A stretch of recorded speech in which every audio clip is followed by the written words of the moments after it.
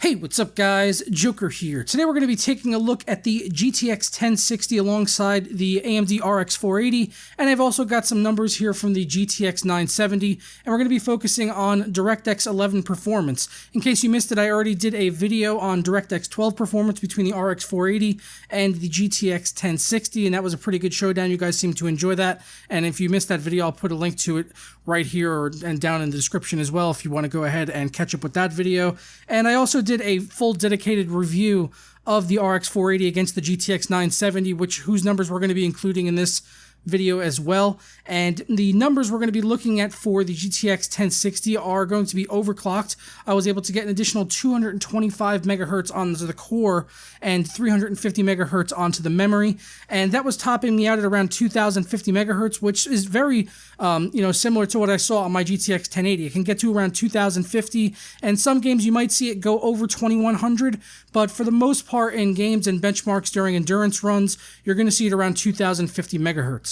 To kind of test the overclock and the temperatures on both of these cards over the long term, I put them on the Gears of War benchmark on a loop at 4K, with like max textures and everything like that, and just let that run on a loop for about a half hour so we could see what the temperatures would be like, and also check the noise levels and let you guys know what the thermals were as a result of that. So right now we're going to take a listen to the noise levels between the GTX 1060 and the RX 480 inside my build here with the i5 6600K. That's water cooled and everything, and this is overclocked. And also worth noting is that I set both of the fans on the reference cards at 2,400 RPM. So they were both running at 2,400 RPMs constantly throughout this test as their max fan speed. So that should be, worth noting. And I think as a result of that, even though they were at the same fan speed, I thought the RX 480 did sound a bit louder, but you guys can be the judge of that and let me know in the comments below. So right now you guys are listening to the GTX 1060, which has been running for about 30 minutes on a loop with the Gears of War benchmark in 4K.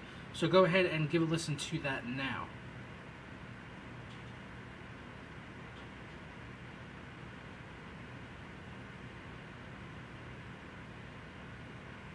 Now I'm going to go ahead and put the side panel back on so you can get an idea of how it would sound if you had your case door on.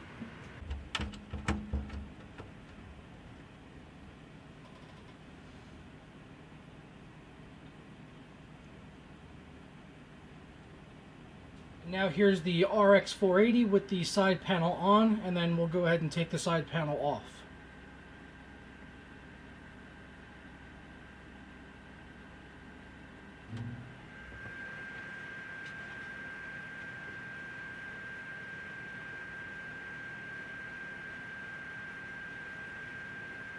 Alright, so you guys got to listen there. Both of the cards, like I said, were running at around 2,400 RPMs. That's where I saw the 1060 topping out at, which was at 70% fan speed. So I set the RX 480 to match that, just to do a kind of comparison between the two reference cards here.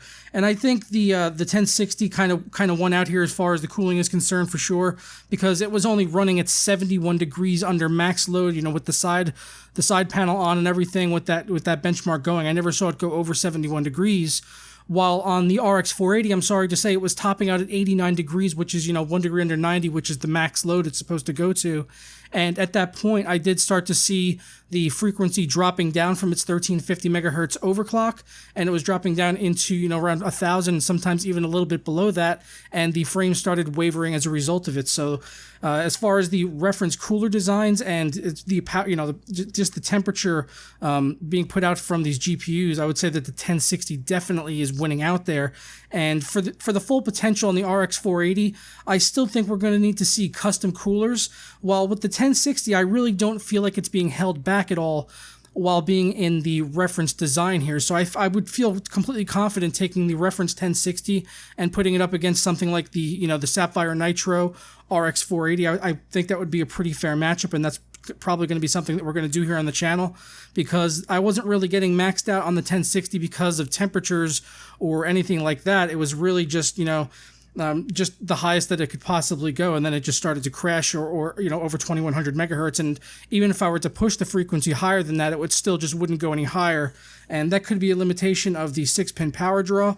But yeah, so now we're going to go ahead and take a look at the benchmarks here between these cards, and I also do have the numbers in there for the GTX 970.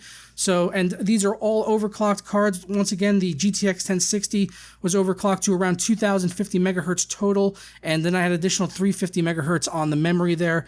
So that's what that was running at, and then the RX 480 was at 1350 megahertz and 2200 on the memory, and then the 970 is the super clocked, which just runs at 1430 megahertz and then 70 gigahertz on its memory. So that's all the pertinent information, and let's go ahead and roll through those rockin' benchmarks.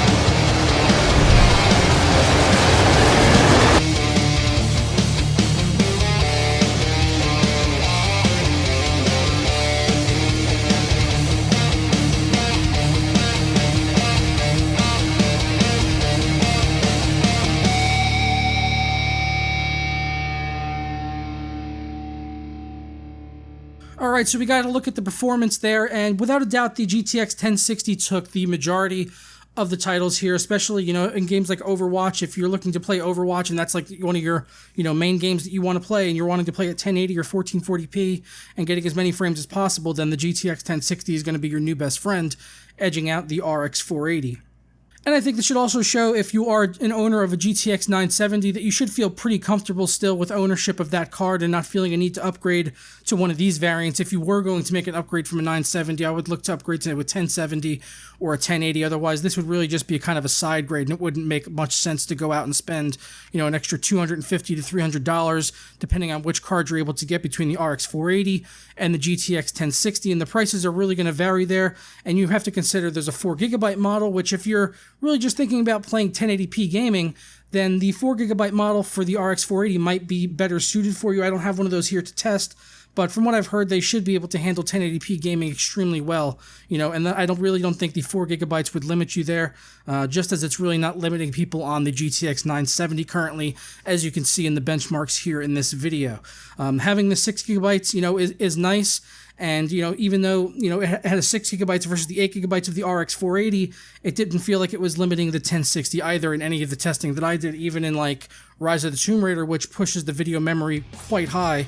It was still hovering around 5,500 megabytes on the 1060, you know, completely maxed out and everything. So I'm going to go ahead and get out of here, guys. Let me know your thoughts on the numbers down in the comments below, and I will catch you next time. Ta-ra.